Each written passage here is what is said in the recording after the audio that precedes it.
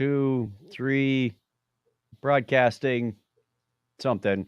And I'm sure we'll have a goofy expression on our face anyway. How long should we freeze?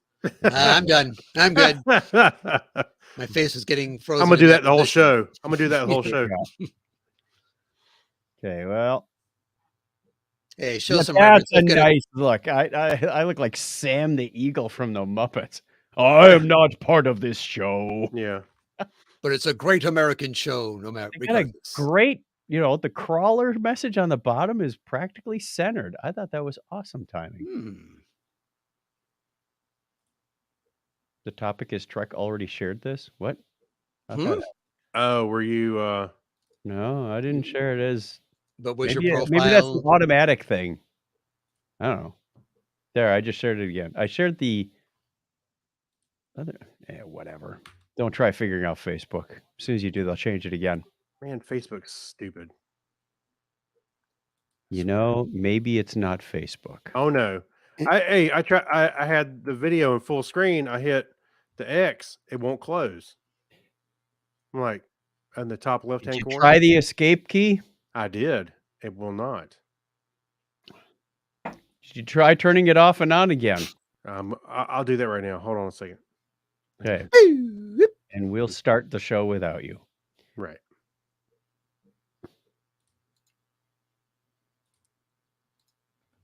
Okay. And I've shared it as well. In 5, 4. Oh, we already did that part. What? Who? That's where I came in. No, you came in on don't put on the red shirt. Yeah. That's right. Is it already halfway through October? Pretty much.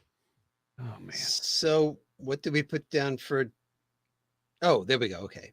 I just threw that on there. You talking about the bullet items?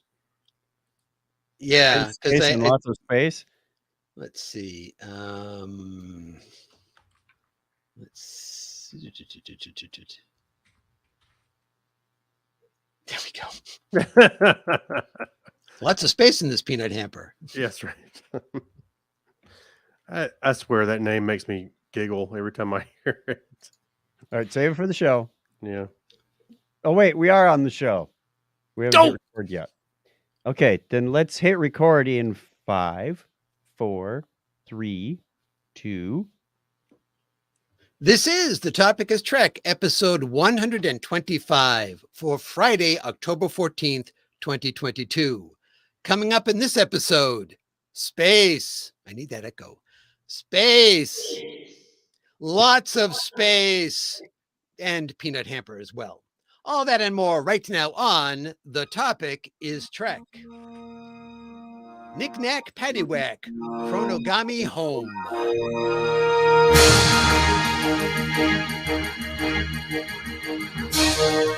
Welcome to The Topic is Trek, the podcast that runs on impulse power.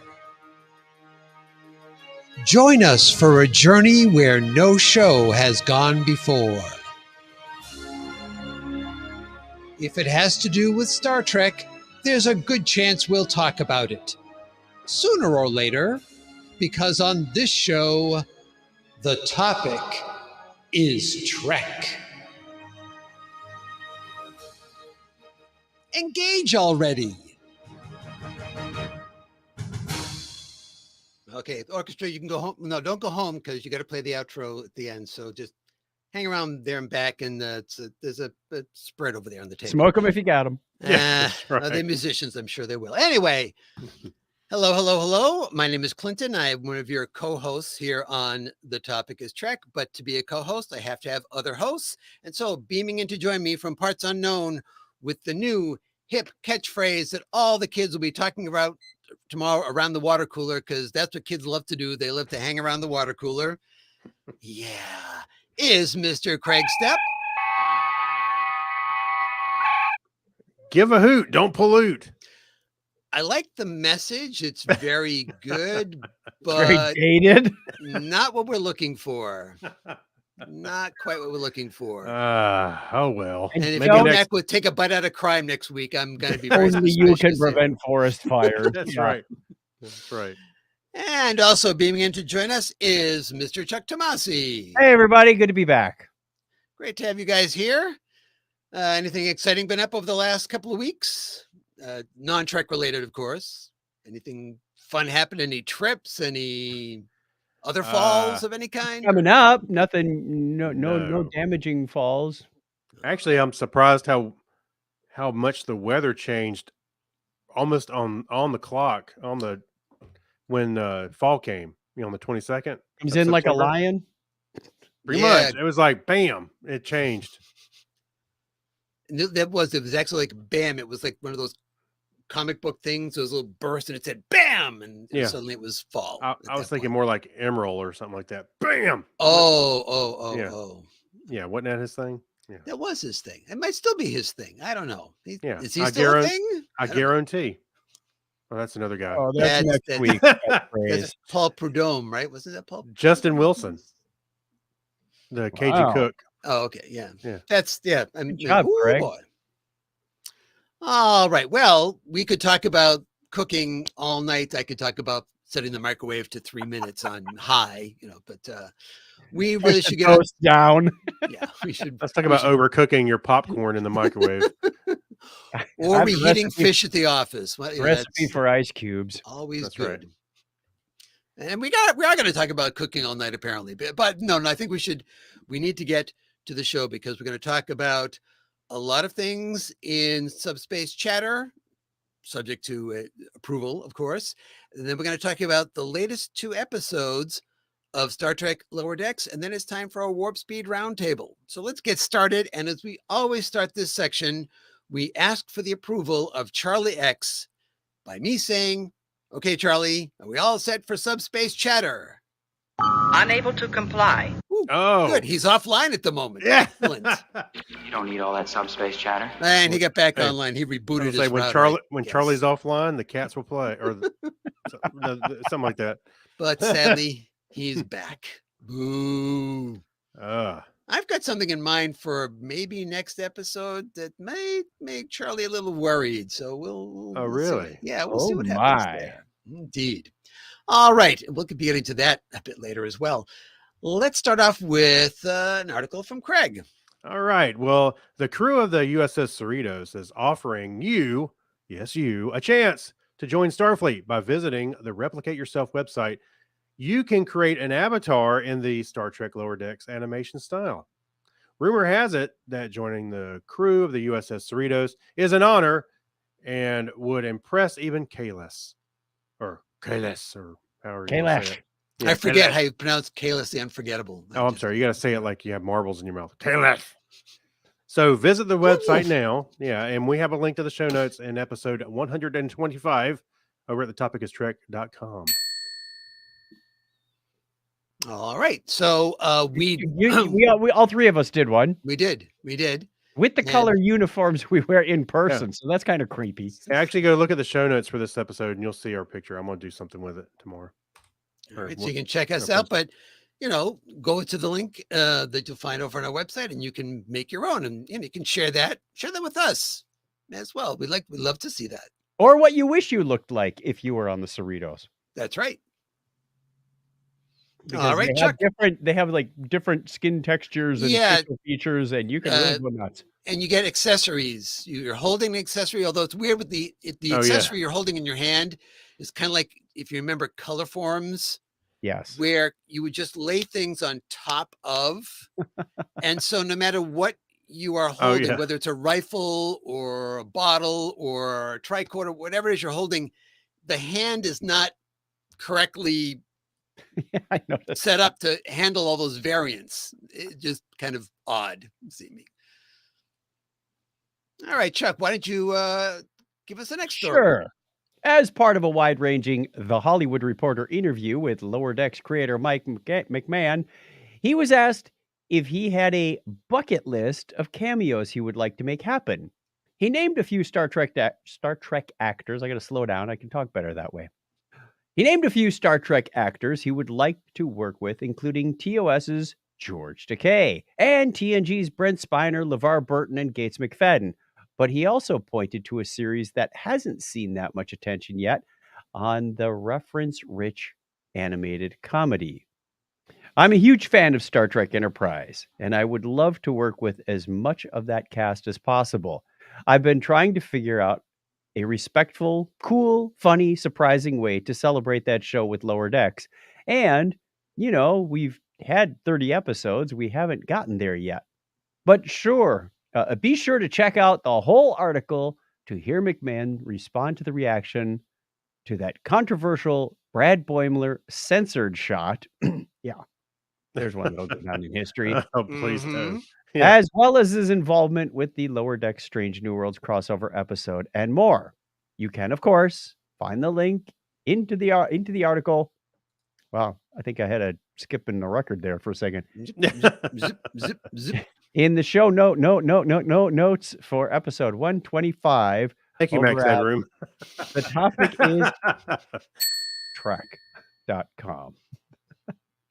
Yeah, it was The worst cold read I've ever done. it was interesting in the article. I hadn't really thought about it, but he was talking about one of the things he covers is the crossover episode, and he had to write some of the lines for the Strange New Worlds characters to kind of craft some of those interaction scenes. So when the show premieres, episode premieres, I'm sure he's going to get a credit as one of the writers on the episode. Yeah, it's kind of like James Gunn did some writing for the characters of the Guardians of the Galaxy when they were in Avengers and stuff. He did a little bit of writing for his own characters because he knew how they interacted and spoke with each other. Yeah, I mean, it makes sense. Absolutely makes Yeah. sense. Sure does. All right, next up, German brick build set company, not Legos, Blue Bricks, made their way into the Star Trek universe in 2020. Their second wave of products caught fans' attention this summer with construction kits for Earth Space Dock, various ships, and even giant kits for the Deep Space Nine space station, a full-size Starfleet phaser, and more. Over at trekcore.com, user at Iron Knicknac, did I say that 3 times fast? Yeah. Has a review of 2 of the Blue Brick sets, so you can judge for yourself these Lego-like kits. It includes look at the Galileo shuttlecraft and the Rio Grande runabout. Sorry, the words were shifting as I was looking at them. It's really weird. You can find the info, of course, over at trekcore.com, but we also have a link for you. Just go to the show notes for episode 125 over at thetopicistrek.com. Now, the big thing that happened since our last episode was a little event called New York Comic-Con. Oh, that little thing? Yeah, and we really didn't want to cover it because not much is going to really happen there. Nah, but not at all. a lot of people seem to be talking about it, so we thought we would go over it as well. Along with a Trek panel, we saw new trailers drop for Prodigy, Discovery, and Picard, and we're going to cover those trailers, or as best we can, in a short fashion. We know they've been hashed about an awful lot since Comic-Con, so we just wanted to give our insights into it, just talk about each one of them for a few minutes, and we're going to do them in that order: Prodigy, then Discovery, then Picard. So Chuck is going to kick things off. In the teaser trailer for the second half of the season 1 of Star Trek Prodigy, we get some glimpses of what is happening to the crew of the Protostar. We see them meeting with Starfleet officer, with Rock Talk proudly claiming they want to join Starfleet. But as you will recall, the Protostar is infected with something that could bring down the Federation. So we also see indications that Admiral Janeway is having a lot of trouble catching the young crew and the Protostar. Eventually, the ragtag team realizes they may never be able to join Starfleet, but believe they can still help others. Those others include a planet of what can only be described as a civilization full of knockoff Star Trek characters. I thought that was for Lower Decks. And of course, the Borg. There's always the Borg. Right. Season 1, Part 2 of Prodigy begins streaming in just 2 weeks. 2 weeks! October 27th. same day as season 3 of same day that Lower Decks ends. We're gonna have more multiple shows. We're gonna like be Yep. hanging these things up on our show again. Guess Yep. what we're doing in our free time? Yeah, we're just Writing watching a lot of reviews. Star Trek. That's right. Uh, Flex Wolf. yeah, it was hard to really, trailers of this nature, they don't have long scenes. They just have little snippets of this and that in them. So you're trying to piece things together. Like at one point, I think we see the protostar looks like it's going over an ice planet or a snow Yeah, planet. And right. you see Oh. Admiral Janeway in a, and some of the bridge crew from the Dauntless in heavy gear, like they're also on the same planet chasing after the protostar. But it's, you kind of like trying to mesh all those things together to have them make sense. And the one I just can't make sense out of it all is we described this planet full of Star Trek knockoff characters because they're all wearing, I believe it's green. Oh, Not yeah. quite Starfleet uniforms, but all of them. I And know. they all have the same haircut. Yeah. They all have phasers. And at one point they're shooting them up in the sky at something. And I couldn't tell Well, quickly. Yes, go ahead. they also made a hand gesture. Did you notice that? Yes, they did. It was like, if you've seen the video, it's like the opposite of the Vulcan high five. There you go. We have been watching the historical documentaries. Greetings. Yeah, that's right. Yes, if they reconstructed the entire protostar or something, then we'll know if they've Yeah. been watching the part 1 of season 1. The historical documents. Yeah, so I couldn't tell if they were shooting at the protostar, whether they were doing a salute, whether they were shooting at the Dauntless, whether they was shooting at something. I couldn't quite figure out what was going there, but They embrace chaos. yeah, the whole seems like, and of course the question is, well, where does all this come from? I don't think we're on the planet from a piece of the action. I don't think that this is that same planet because having left behind the medical tricorder, then they believe that civilization would then start to develop that technology. But I don't know, it just seems odd that would come from. Yeah. So I don't know what that's all about, but we'll find out soon enough because we have 10 episodes coming up. And yeah, that's when I said we have this break after that. After Prodigy is over, I think there's 7 weeks of no Trek, and then Picard begins after that. Oh, man. I know. Imagine a whole 7 weeks without Star Trek. Well, looking forward to more Star Trek. The teaser for season 5 of Discovery was a bit light on specifics, but we got it anyway. Mm-hmm. What did we see? That Tilly, Kovich, and even Booker were back. So is the budding romance between Saru and Trina? Maybe.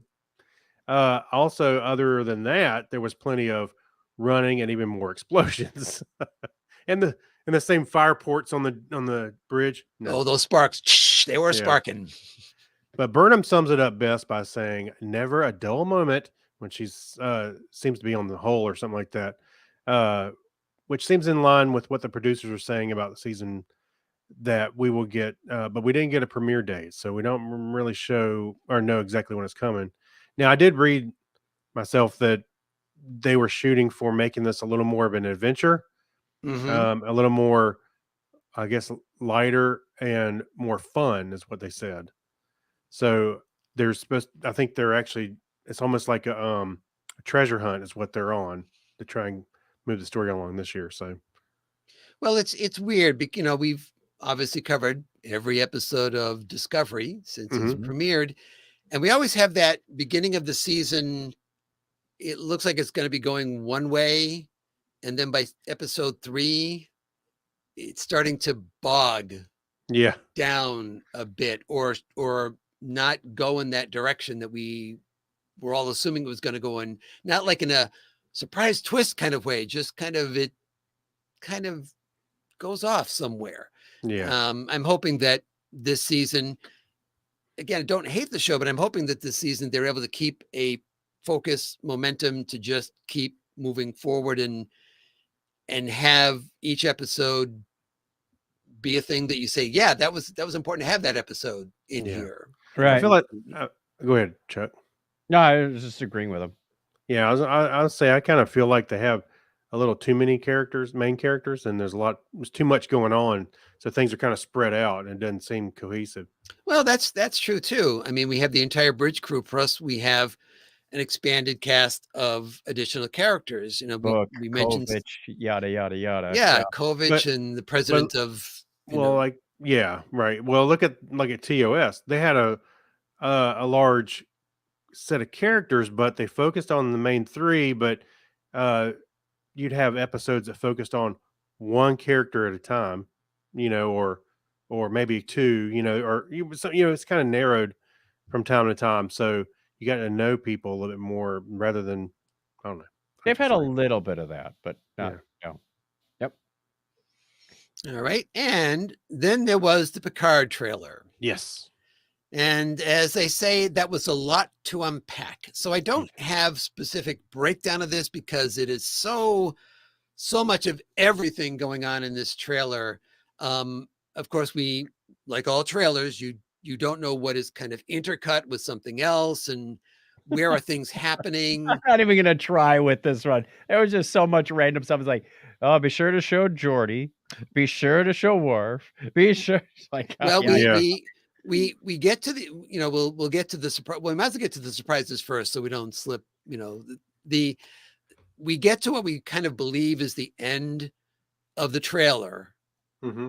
and then suddenly the screen is kind of all foggy and blue, and Professor Moriarty shows up. Oh, yes, that's right.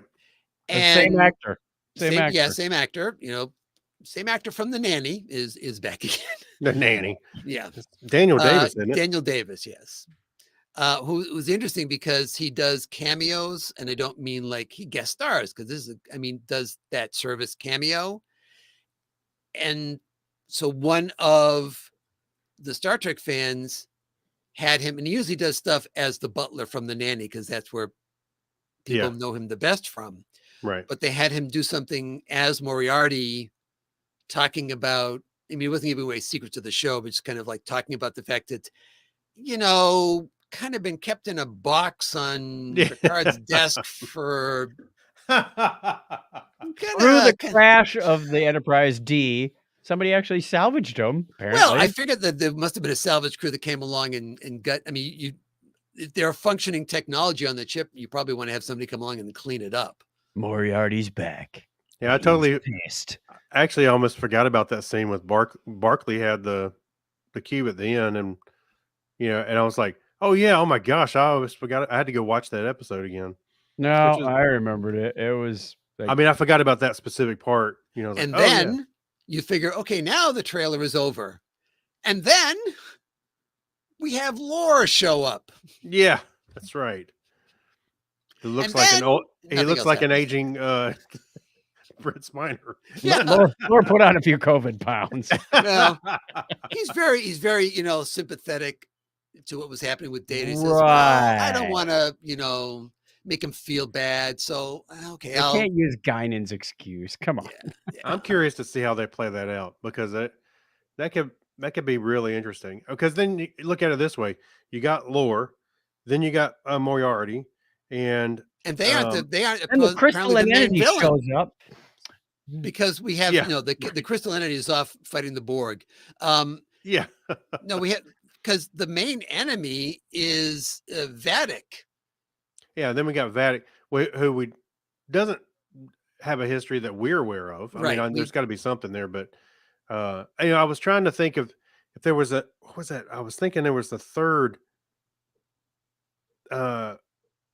They didn't show in the trailer, but somebody else I thought might show up, and you'd end up with these three legacy villains, because it's potentially the last time we'll see the next gen characters together. Although, of course, we've had Q. I think it was Jonathan Frakes who said, this isn't necessarily the last you'll see of these people. Yeah, we'll see. They'll show up on lower decks. Yeah. Well, I think the implication there, of course, always in Hollywood is, never say never. There might be a movie. Yeah. If Community got its, we can get ours. Right. But Right, because the topic is trick. exactly. Yeah. So off to Greendale. I think the reason you would say that is that if suddenly there's huge reaction, then you will get renewed interest, and maybe that will interest Paramount in doing another movie.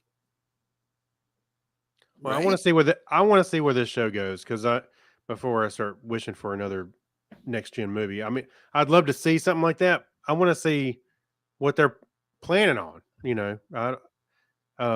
What was that one guy on? He was on Facebook. He was like, "How can they?" Oh crap! I forget what it was. He said something. I was like, "How can you even know? They hadn't even shown the show yet." Yeah. I mean, we're so all speculating wanna on an see- awful lot of this stuff. Yeah, I want to see where it goes. Although I was intrigued by the quick things I saw. Even Worf's. I don't know if it was a joke or he was being serious. I don't think it's a joke, because Yeah. he says he's a pacifist, Yeah, and later on I prefer pacifism. it appears that Something like that. it's easy for you to say. I know.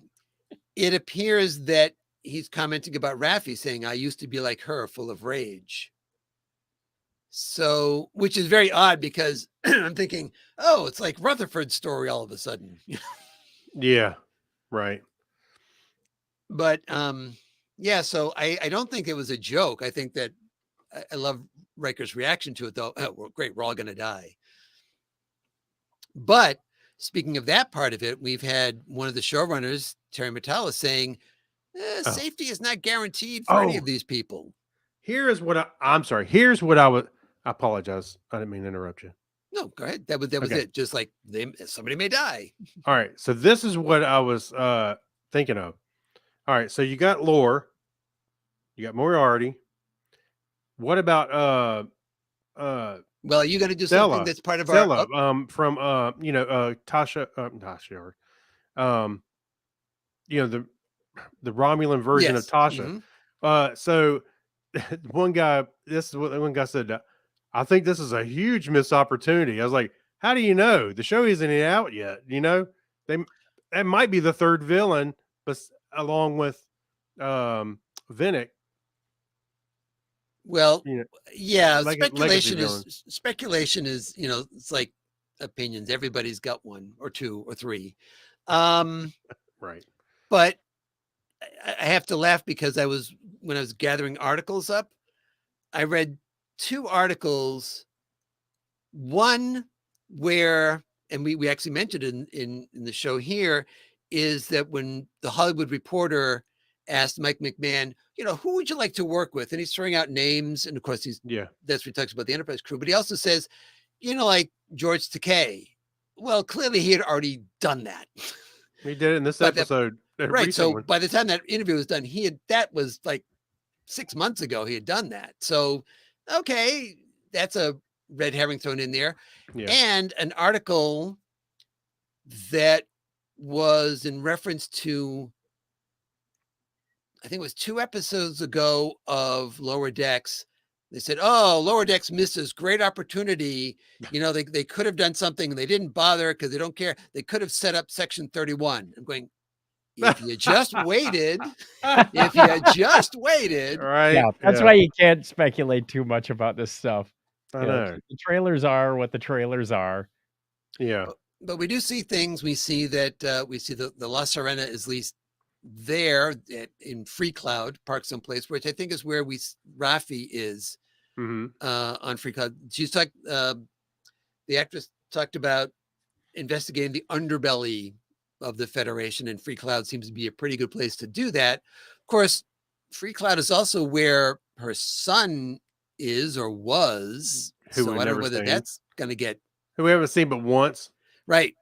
So this is another opportunity to do that. We also get to see one of Geordi's offspring on the bridge, but at least one other is in the episode, because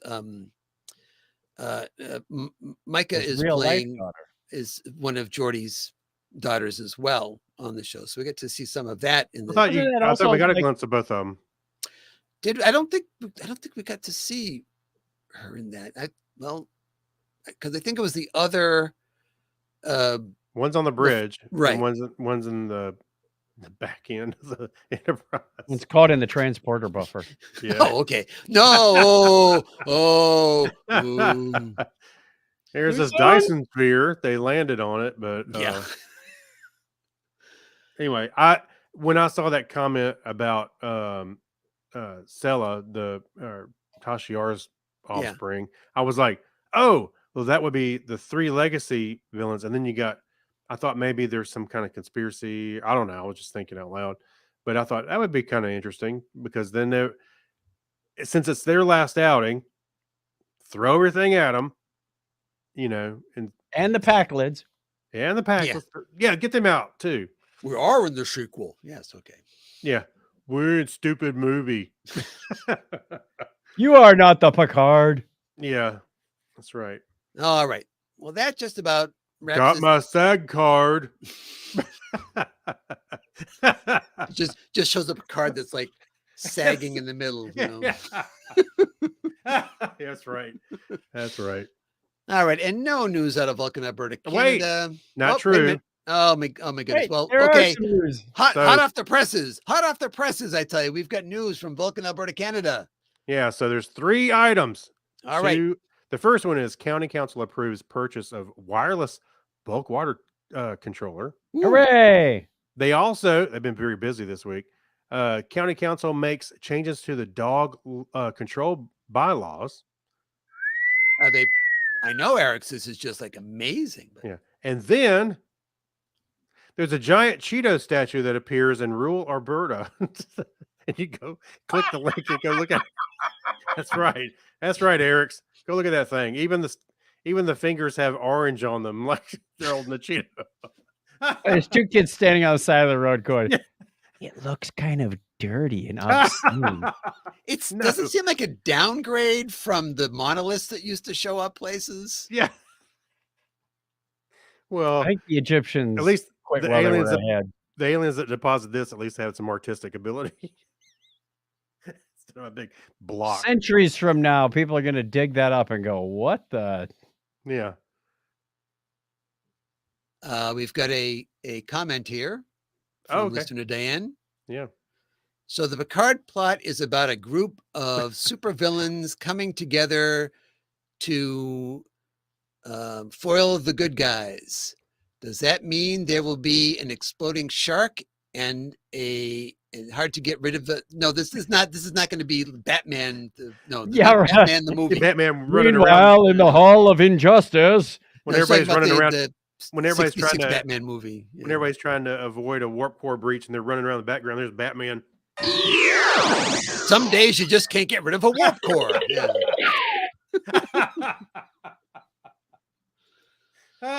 Oh, thank you, Diane. Oh, yeah, this is exactly what it's going to be like. Yes. Exactly. Oh, God. All right. Well, we have links. Bomb repellent. That's what warp core repellent. I've got my Moriarty spray. Lord be gone. Just head to Rickenback Falls. It'll be fine. Yeah. So I have links to an additional 29 stories we did not get a chance to cover. So you can find stories ranging from the original series up to some news that falls outside of just one particular show. We've got franchise-wide stuff. We've got a little bit an actor's watch. We've got stories about some of the latest comics and some more of the toys or collectibles coming out. So be sure to check those over in the show notes for episode 125 over at thetopicistrek.com. All right, now comes my favorite part of the show, when I get to say goodbye, Charlie. Command functions are offline. Oh, look at there. His wife Hey, you got to pick a lane, buddy. Is he like not paying his bill and he's like piggybacking off someone else's Wi-Fi or something? That's right. Know what's going on there. Insufficient sensor data. Thank you, Majel. All right. Now it's time to head out on our main mission with some appropriate sound effects. What did I have before? Haw! Haw! You are in error. Oh, we'll go with Nomad. There you go. That's Okay. appropriate for this one. So I've changed around how we've got some information here in the for each episode. So Chuck, I'm going to have you read the first one. Just you can cover through the part where we have the trivia thing, and the rest of it is kind of our just general show notes for us. Sure. So Star Trek Lower Decks, Season 3, Episode 7, premiered a week ago, October 6th, titled A Mathematically Perfect Redemption, written by Ann Kim. And any background info on the writers? Yes, it was directed by Jason Zurek. And any background info on the directors? Oh, those are the editor's notes. Actually, I think we've covered information on both of them before anyway. So see episodes 1 through 124 over at the Topic is Track. We need to have a wiki about that type of thing. Right. Start putting some links of our own in here. You can ask for permissions to search our old show notes. So the short plot synopsis is: a wayward Starfleet ensign struggles to find a path to redemption. And this is the first episode not to have the standard opening title sequence. I noticed that. Yes, we had a minor key version of the sequence. Actually, I even backed up the beginning again. So did I miss the beginning? Did I click skip intro? Whoops. I like watching on Lower Decks is what you started out with. Well, I don't know about you guys, but I like watching the intros for the most part, especially in newer shows. I mean, TNG, I mean, come on. We've seen it a million times, but Lower Decks, I kind of want to watch it. I like it. It gets me in the mood for the show. Yeah, I there are times when I do skip it because it's like I'm trying to do notes and I'm going, oh yeah, okay, well, they're editing and they okay, let's pass that part. Well, but my first viewing, I watch it. Yeah, I was gonna say the episode 1 of whatever season of Lower Decks, you have to watch it. Mm-hmm. Because that crowded scene gets more crowded every time. I can't wait till their final season. It's going to have like everything crammed into the frame. I'd be interested to go back and look to see if they're slowly panning that camera back a bit more when they get to the Cerritos leaving, because I notice there's a lot of blank space that you see before the Cerritos is completely gone. I'm thinking there's a lot of room there for more ships. I suspect that you're already drawing them in your mind. I suspect everything's in the same place, but I would be interested in seeing that too, because I'm not sure. I'm not 100% sure. There is a video you can watch where somebody. Oh yeah. I think they have them all on the screen at the same time. So if you thought about it, somebody else thought about making a video about it. It's like color forms. They just keep sticking more vinyl patches onto that thing. Yeah.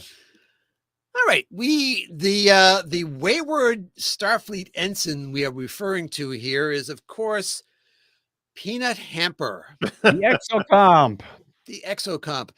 And this was an episode that I didn't see coming.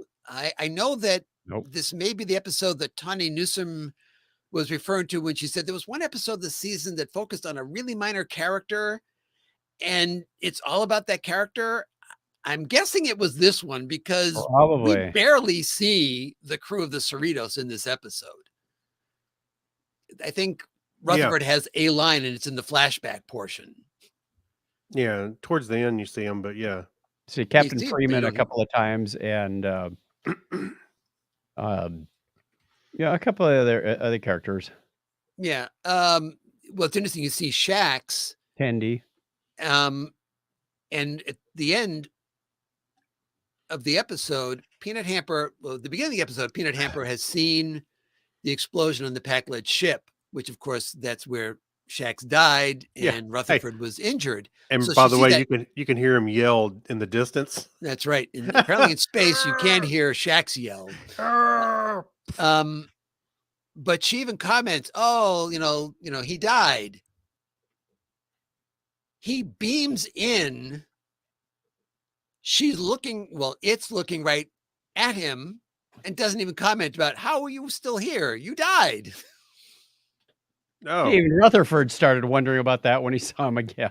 Yeah, right. So very, very strange. But this whole episode, you get to we reestablish what a jerk, what a complete jerk Peanut Hamper is. Yeah. That's what I was thinking the whole time I was watching it. What a jerk. Sophia gets to be the first victim of this. Peanut Hamper does her own version of having Wilson, the soccer ball. Sophie. Yeah, but Sophie just in a little piece of equipment. And as soon as Peanut Hamper has to get away, she goes, sorry, only room for one, because she's built this, and she just tosses her into the shredder and off Peanut Hamper goes. That's right. And finds herself on a planet, the planet Arion. Yeah, I feel like a Boimler every time I try to say you sound like this Boimler thing. trying to that place. Yeah. The bird planet. That's right. The bird planet. Does everything fly here? Yeah. Yeah. So why do you call it? So if everything flies, why would you call them sky snakes and not just snakes? Yes, that was kind of funny. Because they weren't sky goats. But Peanut Hamper is like a complete jerk to everyone on this planet as well. And then slowly you get to see her start to evolve her opinion, change her attitude, have sex with a bird. That was interesting. Get on the verge of being married. You know, all the kids are like happy to see her. She's happy to see them. And I don't know. I was sad or glad to say, you know, based on how you want to view it, that I was getting sucked into, well, maybe this is indeed redemption. And to find out, nope, not even close. Yeah. Not once, but twice at the end. It was like, oh, so you're a jerk. And then you're a jerk again. I really did not enjoy this episode. I found I was laboring to get through it, going, there's a couple of funny lines, and that was it. Maybe it was the lack of the regular cast, but I kind of like, I kind of liked it. I've ever seen. She was there like it looked like about 6 months, because they showed the montage with the timeline or oh yeah, the seasons rolling by. Yeah, the season rolled by. You see the snow come, and then it's spring, and they're having a wedding. I was like, okay. I was kind of getting into it towards the end. I was like, Peanut Hamper's just going to be a jerk the whole time, and that was the twist. That was the twist. Yeah, the twist was I already knew. Apparently, you can't change an EPSO comp. You can take the comp out of the XO, but you can't take the XO out of the comp or something. I'm not sure how that actually works as a phrase. But yeah, because she rats out that this planet has tech, and rats it out to the people she was fleeing from, who come and try to take it. And then she tries. We get one of two echoes of this call to action that we see at the beginning of the episode in the flashback, where, you know, Peanut Hamper is the one who can save the day, and she refuses the first time. Yeah. But this time she's, I can do this. I can make this happen. And it was all just a cover to get herself back in good with Starfleet. Yeah. Right. Which I like she even ditched that again. Yeah. I like the episode in that it was unexpected, and you run the risk of going stale if it's always going to follow a certain pattern. You've got to throw things. You got to, you know, mix it up somehow at some point along the way. And having an episode based on a minor character from one episode who wasn't even the focus of that episode. Yep. And take that and make that the focus, and your main characters are just bit players in it. It's hard to shift things more than that. I mean, the only way you can shift it more is to just never see the crew of the Cerritos. Right. But, you know, barring that, so I appreciated it for what it was. It was just a chance to break the norm, and that it did, and be able to say, like, you may think you know what happens in every episode of Lower Decks, but were you seeing this one coming? Well, it really strung me along. I was kind of into the story, going, okay. Now she's starting to warm up to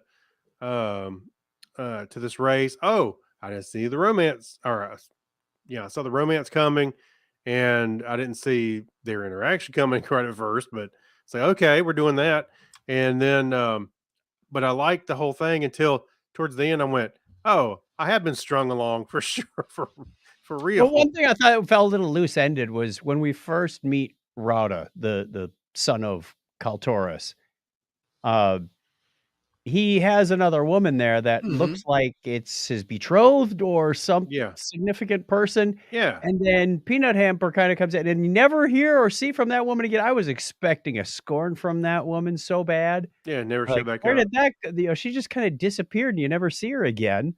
It was, uh, but I don't know. Usually when I watch this show, there's 3 or 4 lines in there that have me laughing out loud, even when I'm by myself, which is, you know, usually you laugh a lot more with other people.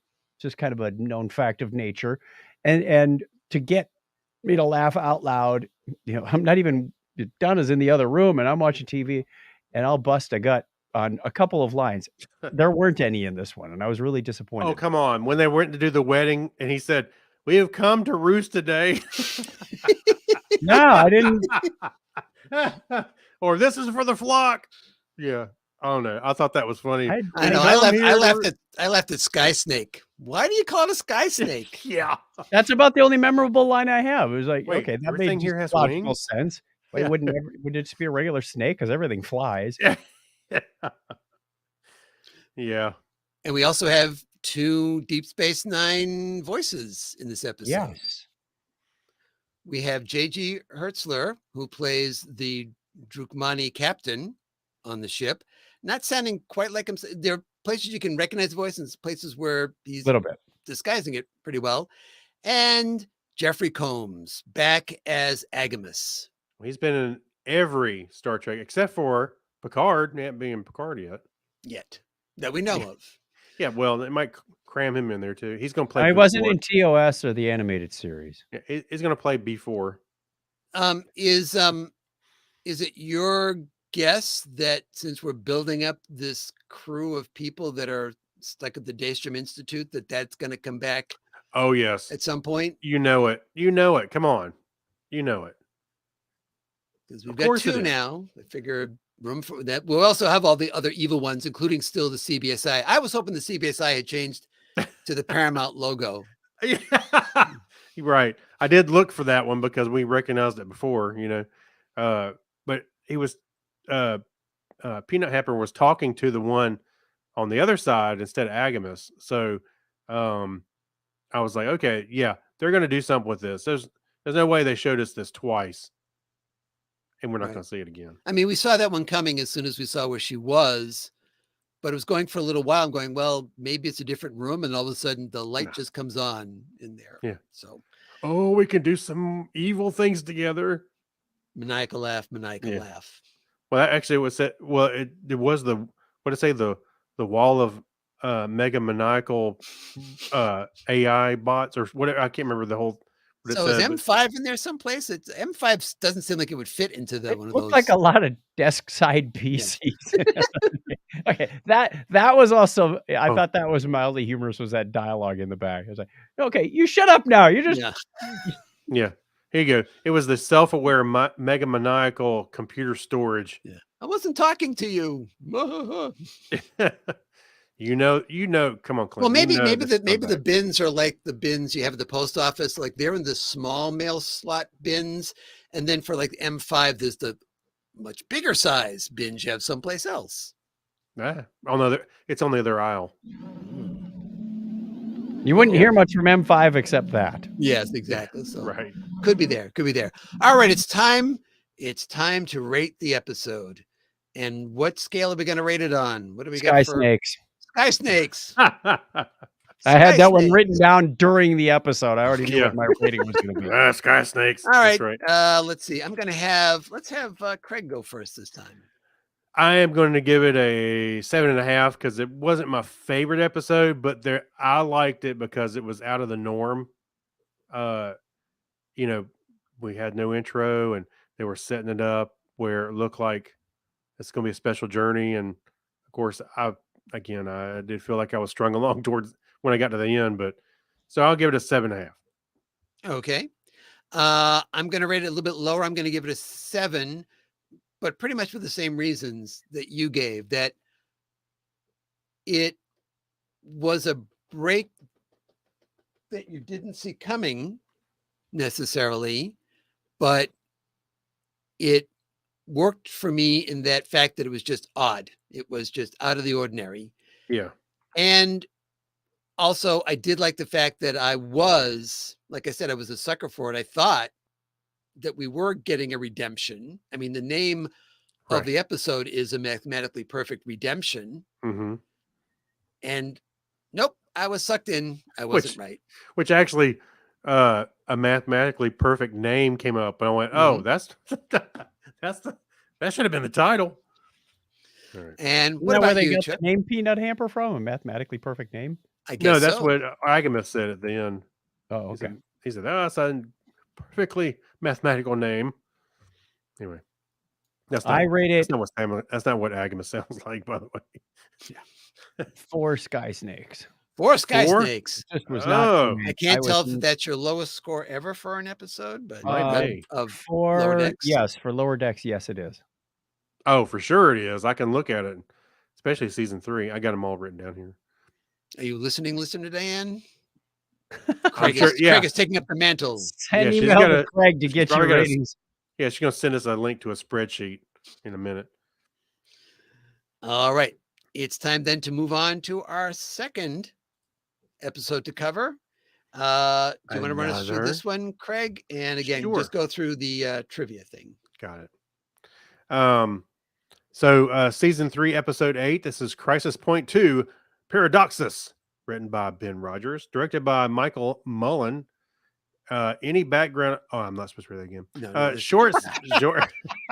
you can. And again, I think Michael Mullen is another one that we've actually covered already. So I need to put some hot links in. He here. says surprisingly here. Right. So the short synopsis is Boimler's holodeck movie sequel tries to live up to the original. So the trivia is the planet Tescatori 9 is named after Shax's voice actor, Fred. I'm not saying his name right. I know I'm not. Tedescore. Yeah. We did see was it Shatnoria? Yep. I didn't put that in his trivia because that was kind of like obvious. I mean, it was an obvious Shatnori reference to Shatner, whereas this one was kind of like it's just like a fun piece of trivia that's where that this one unloaded the references. It was like collect them all edition. Golly. We have a plot going on which seems to be rambling at the beginning about what's happening, because the setup is that Boimler has now done his own holodeck movie. Yeah. And because last season or previously we had the one with that Mariner had done. And so he's going to do his own, and it's going to be cool, and it's going to be all these things, and it's going to be just as good as the original, but different, and all this stuff. And it's this rambling plot about the ship being attacked, and the Wayfarer, commanded by not Brad Boimler, but vociferous Dagger. Yeah, Captain Dagger. Yeah, comes along and rescues the day, and the Romulans are involved, and they've got this time thing, and it's just, it goes everywhere, and it doesn't seem to be making a lot of sense. And especially Mariner's like, what is this thing that's going on here? You did not have to be a huge Star Trek fan to start spotting references almost immediately. Yeah, this episode is peppered with them throughout. I mean, right off the get-go, the logo for the movie, the holodeck movie, is the Star Trek The Wrath of Khan look to it. We have the classic, the ship coming in to save the day, just like the Enterprise does. And you could hear Wrath of Khan music as a little bit. Wayfarer is coming in. Like, it had like a hint. Got to be kidding me. Yeah, it had a little hint to it. Yeah, that's right. I wrote down that I could find references to all but 2 of the Prime Timeline movies, and we have overall reference to the Kelvinverse, or at least far as I can tell, just an overall reference to it. So I found for Star Trek, the motion picture, of course, we have Katia, which is covered up some of the letters of Kitty Hawk, which is a reference to covering up the letters of Voyager and Voyager. Yeah. And then Star Trek. That was a fun reveal, because by that point you're going, all right, how many more movies can they cram into this thing? Yeah. So we have for Star Trek 2, of course, we have the title sequence. We also have that screen that's the top secret with the Federation logo behind it, which is the beginning of Carol Marcus's presentation. Yes. And Rutherford goes, "Oh, these graphics are mind-blowing." Yeah. He goes, "Rutherford." Yeah. And we have That's right. That was funny. The lab looks like the lab and what people Regular are wearing one. are the same as regular ones. They styled the monitors the same way. Yeah. For Star Trek 3, we're past spoiler alert at this point. We have the resurrection of Thomas Boimler from the photon torpedo canister. Right. Spoiler alert. Yeah. Star Trek 4, we have the important octopus ancestor who's going to be, killed in the aquarium, so that in the future, so we find out why that octopus is so important, like the whales, why the whales are so important.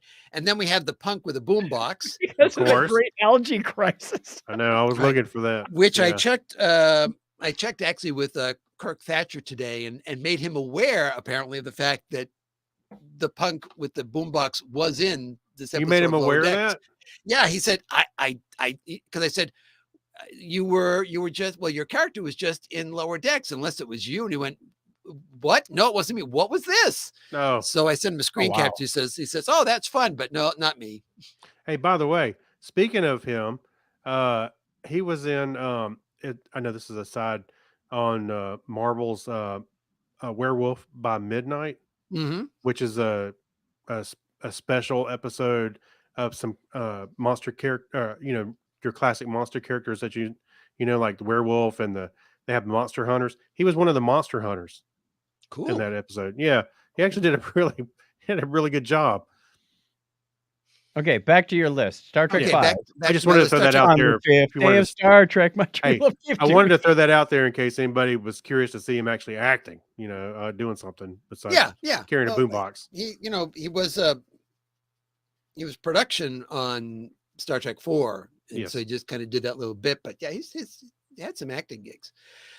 For Star Trek 5, we have the false god that Boimler goes to ask the important question. In this case, it's not why does God need a starship?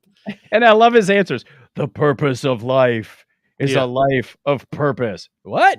Yeah. Life without trust is a river without water. You're spitting out those poster motivational sayings. Life is like a cup of tea. It's all in how you steep the water. It's better when it's hot. And it was on the planet Shatneria. Hey, I actually had to. I saw the title and I was trying to read the name. I had to back it up and I went, "Oh, okay, gotcha." Shatanari. Yeah, Shatanari. So it's a comment. Anyway, for Star Trek 6, I had the scene with Tiana getting phasered. Reminded me of the scene in when they get to the conference and try to stop the conference from being right. So we have that going on. That burnt fur smell. Whew. Yeah. Bull bleeper.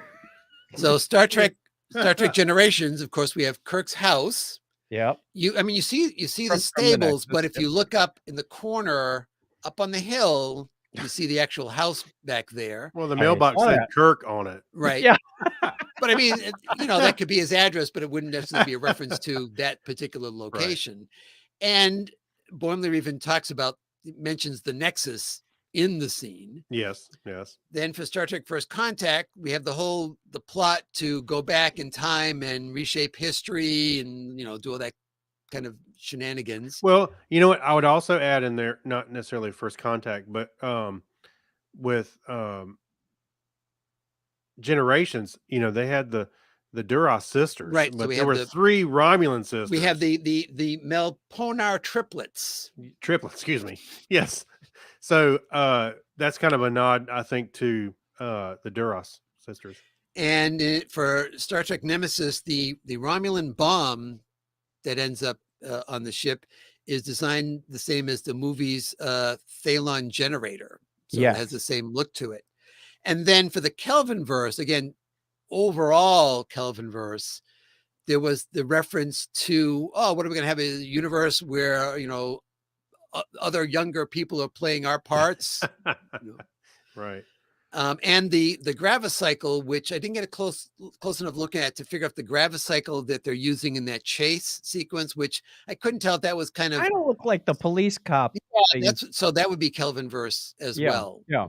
So there's another bit that I yeah. got off of Memory Alpha today. It said Mariner references a time travel plot which involves the assassination of John F. Kennedy. This is a direct reference to the scrapped plot of the initial sequel to Star Trek II, Wrath of Khan, in which the Klingons would travel back in time to thwart the assassination, leaving the crew of the Enterprise to set things right. What? Yeah. I never heard about this. That's a new one on me. Path for Star Trek 3. Yeah, that's a new one on me. Huh. Well, I'm sure all that went out the window when Nimoy says, "No, never mind. I want to stay in this series." Well, so much for that. Kennedy lives. Unwittingly describes the alternate reality. Tendi unwittingly describes the alternate reality for the second time following reflections. Yep, that's what she says about the cinematic chemistry between Kirk and Spock. Do you? So those are our only new Kelvin verse things we're going to get right now. Apparently, our references on Lower Decks. So, Clinton, have you heard about the JFK thing? I may have ages ago. To me, it almost sounded like something you would be kicking around from the Gary 7 kind of days. Because when that was going to be its own series and it's set in that timeline, I figured that would be an easy enough plot to do. Right. At that point. That's why they were going to spin. They were considering spinning it off. Yeah, that was a backdoor pilot that never turned into a series. Yeah. There were some really good lines in here. Looks like they're heading for Tedescore 9, a favorite place of black market weapons dealers. They're probably trying to buy a Walerian deuterium to power the Chronogami. Oh my God. Yeah, Doc, you really want to avoid that many made up words in a row. I want to know how many times you had to rewind that and then to write it all down, Chuck. It's on Memory Alpha. Yes. Yeah, right. That was Dr. or Professor Gibson, the love interest that Boimler, when he's gotten some news that we don't know what the news is yet, but he gets that news, he just no, he's all business. Let's just get through this whole thing, and just blows her off completely. And she's like, "Why don't you stay?" Nah. The other line, another one that made me laugh out loud was, "Intruder, capture the non-believer. Don't touch me. You characters don't even have names. You know nothing of our ways. Acolyte 2, throw her in the break." Right. You don't even have names. Acolyte 2. Yeah. And there's always Knicknac. Just kind Knicknac. I've never stopped believing in you, Purplehead. I love you. I'm in love with you. I'm in love with you too, buddy. Let's go. Oh, but there's your love romance. There we go. How about his reveal at the end? There was another name they call it knapsack at one point. Knapsack. We had another Mugatu moment. Well, how about his reveal at the end? That's right. He stood up this big creature out of nowhere. And there's the Act 3 reveal. That's right. I love how they broke the wall so many times in this one. Yeah. So speaking about Act 3 reveals. Go ahead. Go ahead. Well, we have Captain Hikaru Sulu show up. And the horsey's going to bite you now. Yes. Yeah. Horsey's going to bite you now. What? I know Boimler's like, what? And I said the same thing. I said, huh?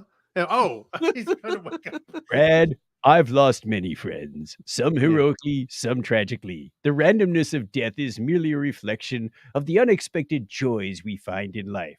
So if I spend my life worrying about a meaningless death, I'll never find joy. I literally just said that. Sorry. And better and more dramatically too. Yeah. I did like the way they styled the animation. Not necessarily the animation, but they kind of gave it that feel, the cinematic feel a little bit. Had a slight, not glow to it, you know. It Well, looked like, yeah, they and did the same thing with uh-huh. the other one. Yeah, They right. changed the aspect ratio. If you notice, there's black bars at the top and the Yes, bottom. right.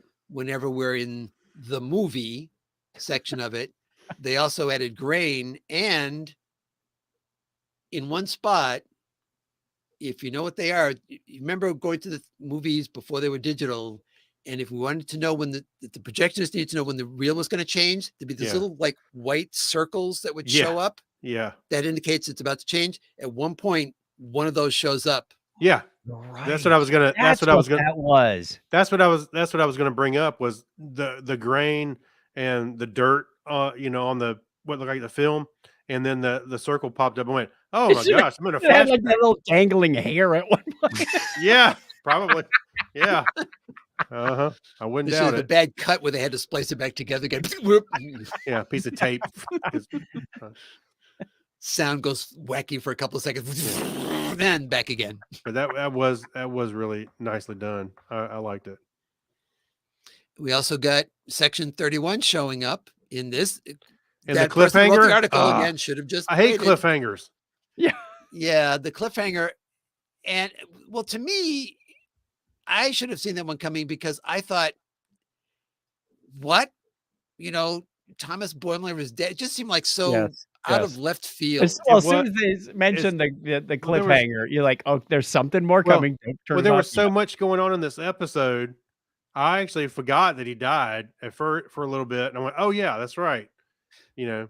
But, you know, I mean, Ransom gives the news to Beckett, Mariner, and I'm thinking that why did they not think the character was I mean, just like it was almost like a Tashiar moment of I guess we just need to be done with this character. And I'm thinking that just seems so actually, you know weird. what I thought? You know what I thought? I wonder if Jack Quaid's going to be in the Section 31 show.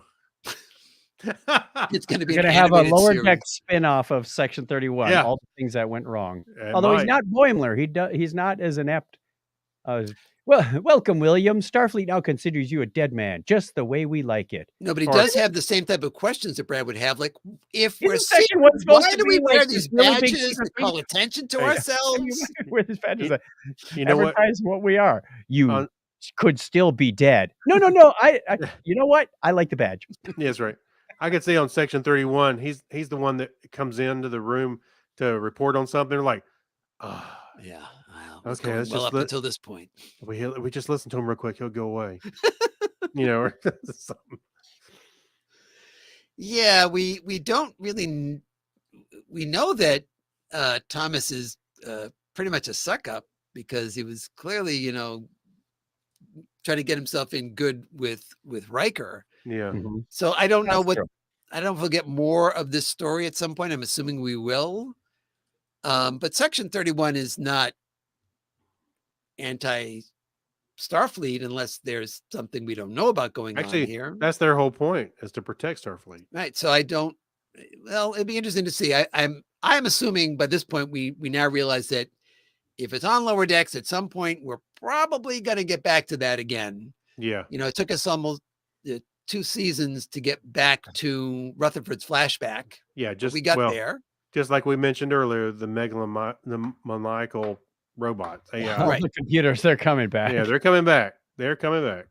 And I had been wondering, the archaeologist that was in the episode at the career fair, the person from Section 31, I couldn't pin the voice. I couldn't tell if that was supposed to be the same actress, just not using it. Could sound like they had an accent, but it just wasn't as much. I'm sorry, for a minute there, when you said career fair, I went, you went where? I thought you went there. Yes. I was like, I said, what? Starfleet. Oh. No, those uniforms, I can't even. Yeah. I mean, I'm not convinced that I just was wondering because you don't see the person's face. You know, they're kind of speaking in a hushed tone. And I'm just wondering if that person was actually Section 31 and was the same person as the archaeologist. I didn't get that vibe. Okay. And just seemed a bit that way. All right. Do we have any other thoughts on this episode? There was just just when you think they can't cram enough references to Star Trek, other Star Trek iterations, Well, even they Nick, up their game. Hold my Romulan ale and Knick-Knack watch this. Knick-Knack even felt like a cross between Yoda and Jar Jar. I mean, it felt like they were reaching into other realms. Yeah, I kind of felt like the chase between the cycles and the vehicle the Romulans would run was almost like, the Indiana Jones chase across the desert with the tank and the motorcycle. Oh yeah, right. So yeah, they're expanding their references at this point. All right, you had a idea in mind of what scale we should rate the previous episode on. Oh, you've got one, Craig? Chronogamis. Chronogamis. Okay, we're saying the word chronogamis an awful lot. All right.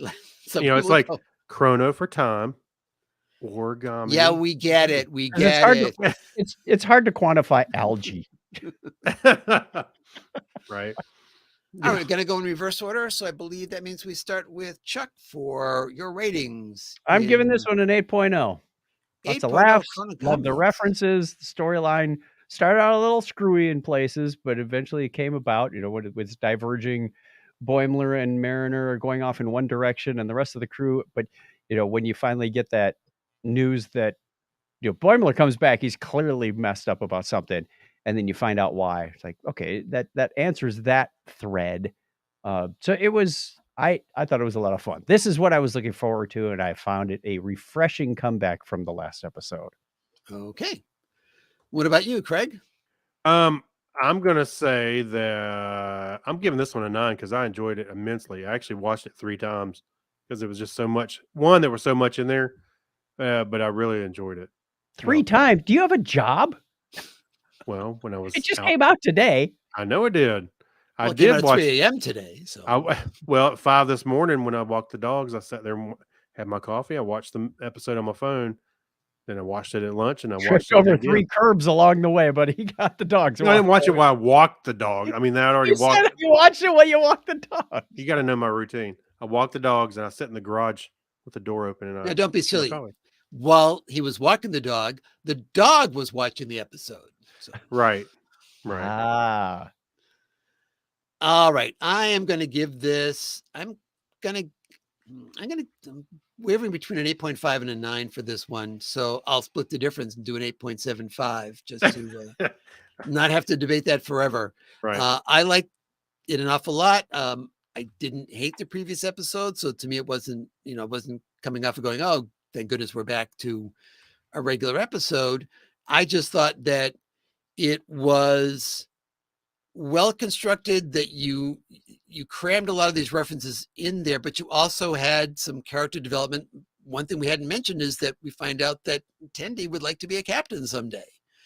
And so we have a little bit of that story going on as well. We get to see her perform some more, of her moves that she obviously learned in the Syndicate of, blowing up the tank with the cycle and then flying doing a backflip flips over it.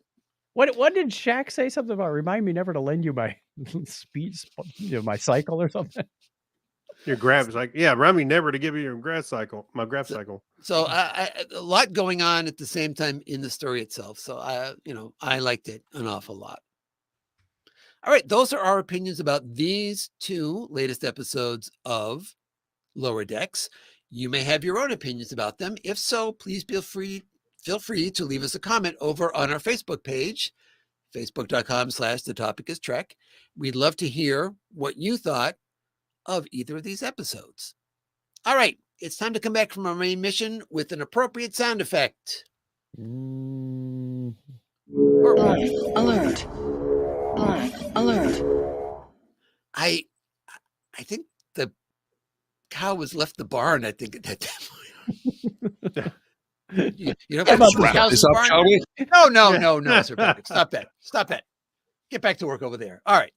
It's time for our Warp Speed Roundtable. This time around, we're going to ask, and I think Craig has already mentioned one thing here, but the question is, what unannounced Star Trek The Next Generation guest stars are most likely to appear in Picard season 3. So, Craig, you already talked about one, but I guess that was more what that person was saying. So that may not be what you were thinking would be. Well, which one? Which one? With Denise coming back. Oh, right. So do you have your own person? Yeah, You think? I was trying to find his name, but I wanted to see actually the 3 people that they found that were cryogenically frozen. Remember? The end of the first, the one that the Romulans were involved in that. Yes, and Yeah. one guy was like, "I wonder how my stocks are doing." I got good news and I got bad news as far as that goes. Yeah, good news, you did great, but now we don't use money. I was just thinking those are the 3 people I want to follow up on and see what happened. No, so what unannounced Star Trek Next Generation guest stars? Most likely, do you think are most likely going to be showing? Most likely. I want to see Barkley and come back.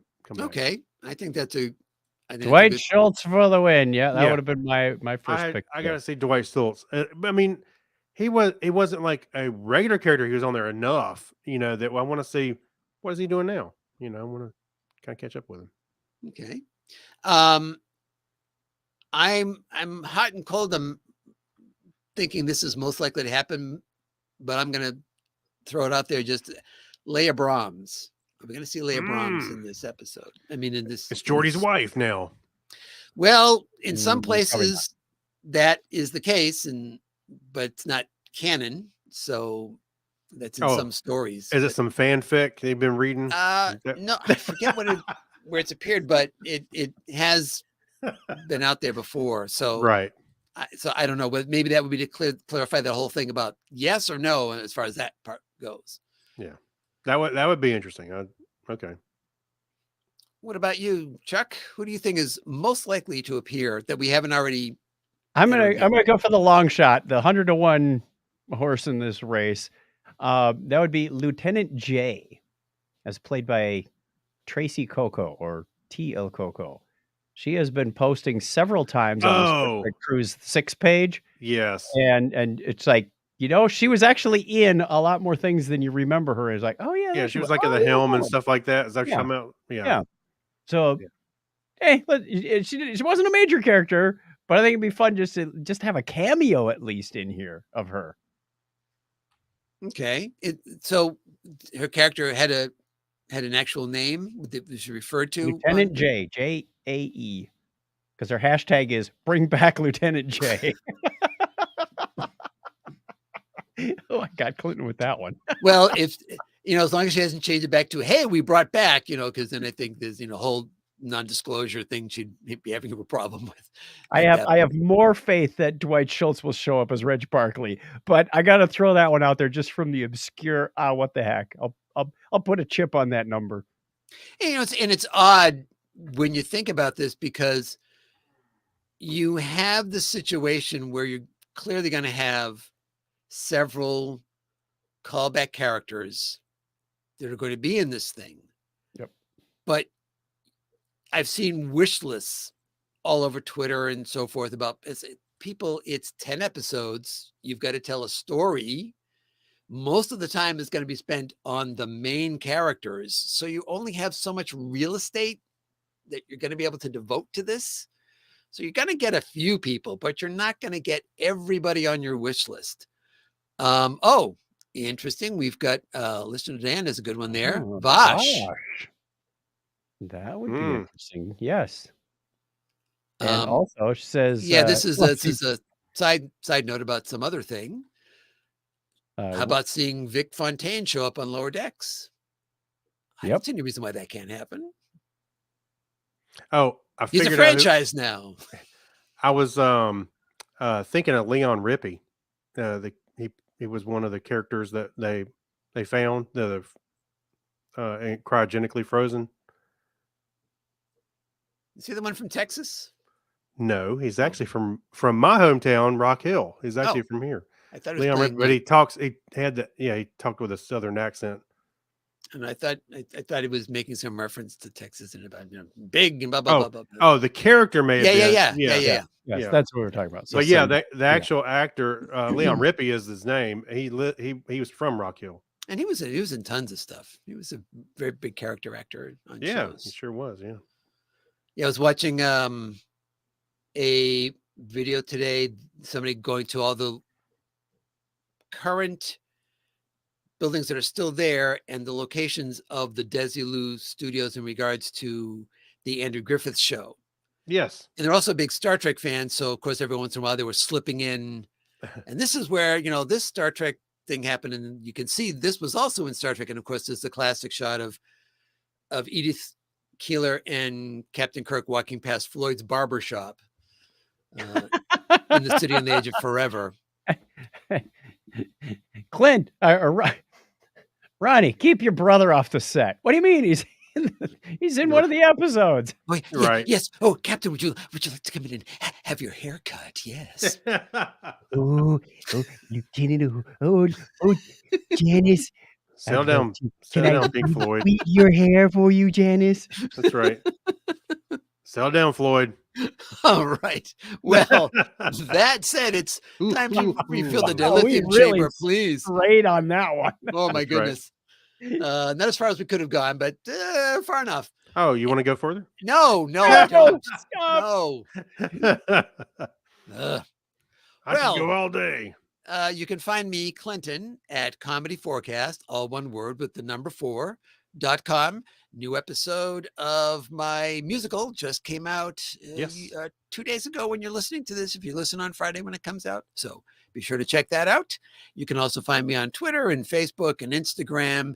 And I got to see if my Friendster page is still up, but I'm not sure. All right. Who speaks for you guys? Okay. Check on all the social medias. Absolutely. From Use past- AOL keyword Technorama podcast. Yes, right. You've got Comedy Forecast. Look, Comedy Forecast on MySpace. Anyway, so you can find Chuck and myself, Craig, over at the Technorama Podcast. Just search for Technorama Podcast. We use the same name for, Twitter, Facebook, YouTube. So you should find, Patreon. Patreon, where we encourage you to get. Oh, not on the show. I'm not going to say that. So be sure to go search for us. Just Technorama Podcast, and you'll find us. All right. Well, all that said and plugged. And by the way, be sure to go visit the show notes for episode 125 over at The Topic is Trek. By the way, Clinton has a Patreon thing too, so go support him too. I do, but that's not for now. That's for some other time. That's all right. I figured turnaround's fair play. Let's hit the theme, boys. If you like the show, please be sure to tell a friend about it and subscribe so you never miss an episode. We'd love to hear from you. Follow us on Twitter at The Topic is Trek, visit our Facebook page, or visit thetopicistrek.com. Until next time, on behalf of Chuck, Craig, and myself, I'm Clinton, thanking you for listening. And as we always say here on The Topic is Trek, don't put on the red shirt. Craig, you're half safe.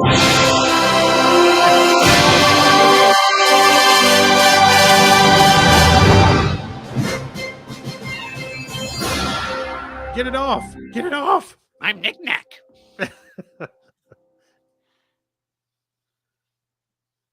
That sounds more like Beavis. Knicknac. Fire. Paramount Plus. All right, we're going to end the live stream. Thank you, listener Diane, and anyone else who was checking out the show. Appreciate you somebody being was here. lurking. Somebody was lurking. Oh, lurkers. That's right. And we'll see you next time. All right. Bye, everybody. Take care. Bye.